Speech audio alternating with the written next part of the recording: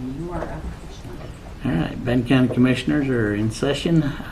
First item on our agenda is indigent business. Yeah, Chantal Laulu with Indigent. The case that I have before you this morning is case number 20240029. It's an application for cremation expenses through Cornelison Funeral Home in the amount of $1,200. The deceased is a 69-year-old male, Bannock County resident, who is not a veteran. With all of the information I did obtain, it does appear that he meets criteria for assistance through the indigent program, and there is no responsible party located for reimbursement of this request at this time. Okay. Mr. Chair, on case 2024-0029, I would move to approve per the recommendation. We have a motion. All in favor, say aye. Aye. Aye. Thank you. Thank you.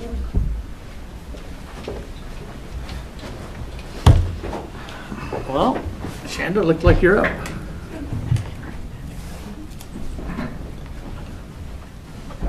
Oh, and she brought the heavy hitter with her today.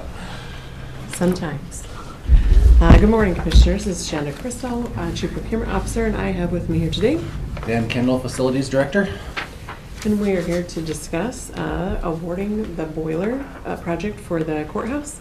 We did go out for requests for proposals on this project. We did receive one bid back. We've evaluated that proposal and finding that it meets all mandatory requirements and it is under budget. We would like to recommend that we award the courthouse boiler project to Rocky Mountain Boiler, Inc. in the amount of $319,908.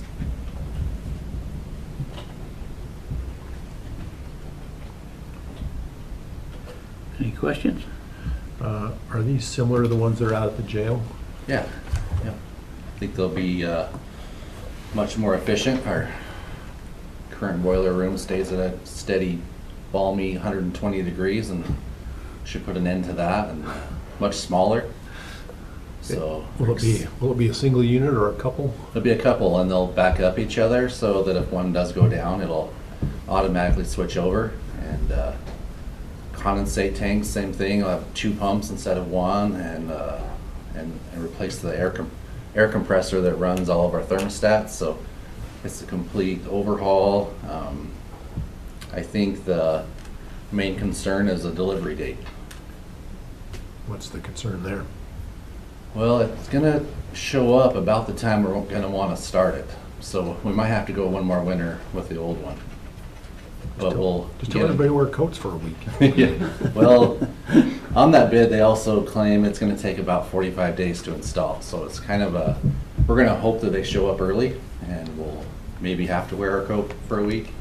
But if it does show up in October, I don't feel super comfortable not having a boiler for 45 days in October, November. Kind of play it by ear, I guess, is what we're. But we will meet the deadline and have the contract and everything Yeah. for ARPA, Yep. so that we get there. Yep. Okay. But I think we have the best company, so I'm Okay. excited for that. Mr. Chair, I would move that we accept the bid from Rocky Mountain Boiler and award it to them in the amount of $319,908. We have a motion. All in favor, say aye. Aye. Aye. I do have a marker, but right? Sooner we get it ordered, the sooner it's here. Yes, sir. Thank you. We'll get the contract out to them today and hope to get it back before the board just as soon as possible so we can move forward and get it ordered. Thanks. Thank you.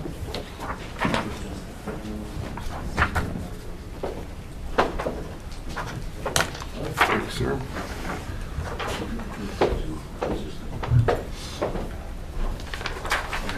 Todd, you're up. Good morning, Todd Mauger with Bannock County Juvenile Justice. I'm here this morning for 2 items. The first is the Idaho Department of Juvenile Corrections fiscal year 25 grant for the assessment centers. We were awarded $42,150. So I'm requesting signature on that. This grant will pay for our data system screening tools, and then provide the effective practices in case management training to our staff. And as well as possibly some probation staff as well. So I'm requesting approval and signature on that. This does require project manager and then financial officer signatures on it as well. So, Questions? No, that's a good grant. Mr. Chair, I'd move that we approve receipt of the grant as discussed and authorize signatures as requested. You have a motion, all in favor say aye. Aye. The blue tab's Jason's. all right, so we ready for the second item? So the Department of Juvenile Corrections put out they call it the 2024 Restorative Justice Grant. I questioned them on their year, but they told me that's correct. But what I'm requesting is to write and submit, I'm requesting approval to write for funding that would provide restorative practices, which is a model we use in the probation department as well as in the at the village. It allows us to help build communities. It's the way we talk to people.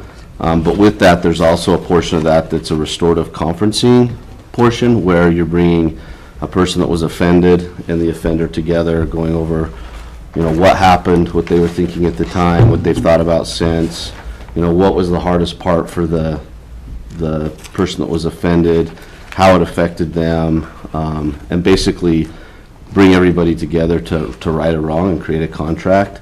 It's something that we've been doing for a long time. Currently, I'm the only trainer juvenile justice has, and it takes me a lot of time to do that training.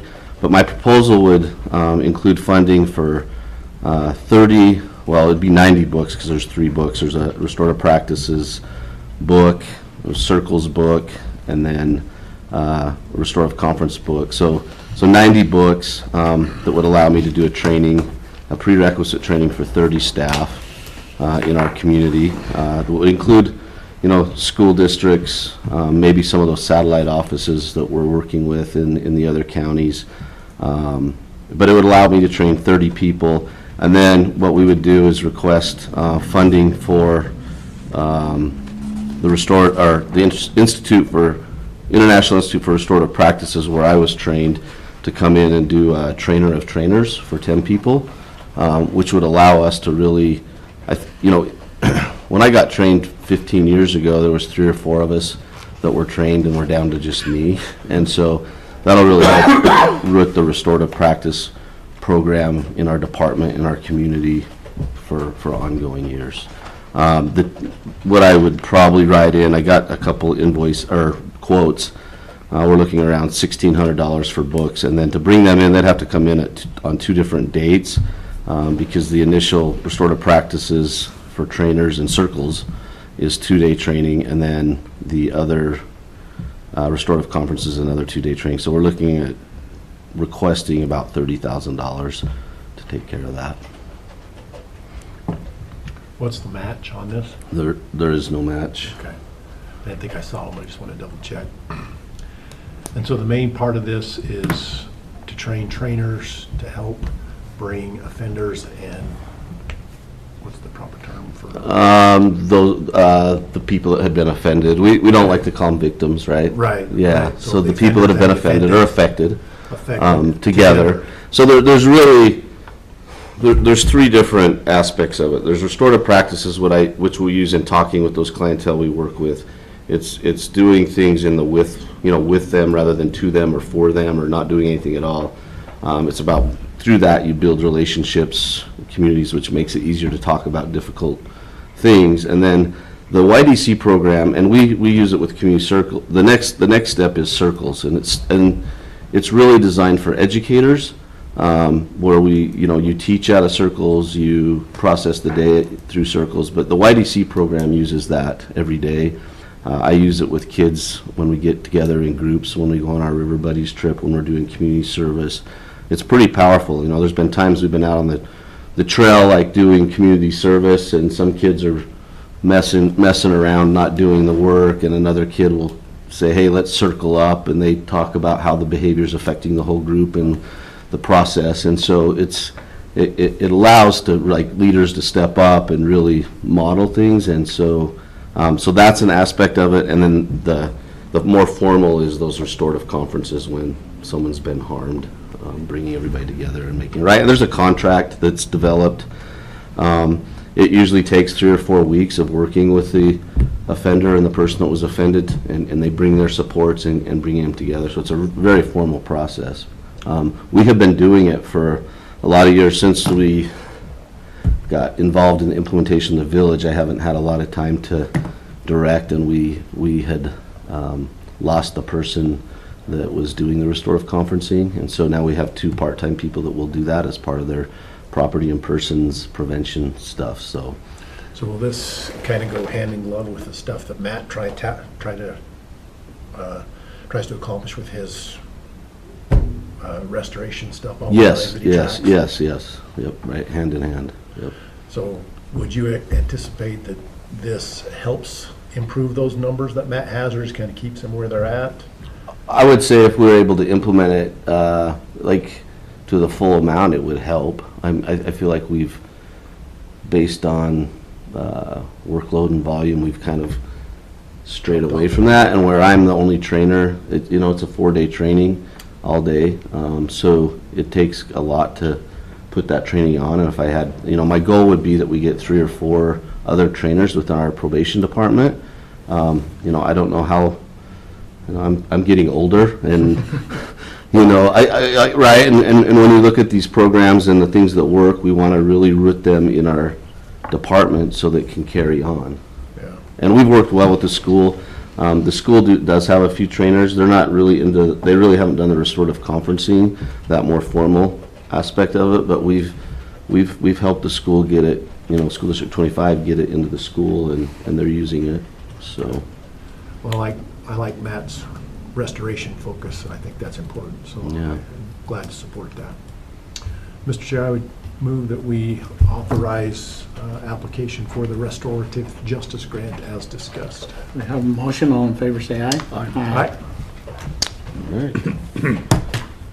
That's all I got. Do you want these now, or? Yeah, I need to get that one back to the state, and so I'll write that down to Christy and Mandy, and then I'll get this written and come back with the grant. So appreciate all the support. Thank you.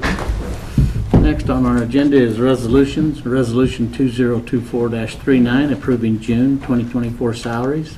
Resolution number 2024-40, approving June 2024 alcohol licenses. And resolution number 2024-41, authorization to dispose surplus asset property. Questions? Mr. Chair, I would move that we approve resolution 2024-39-40 and -41 as presented. Got a motion, all in favor say aye. Aye.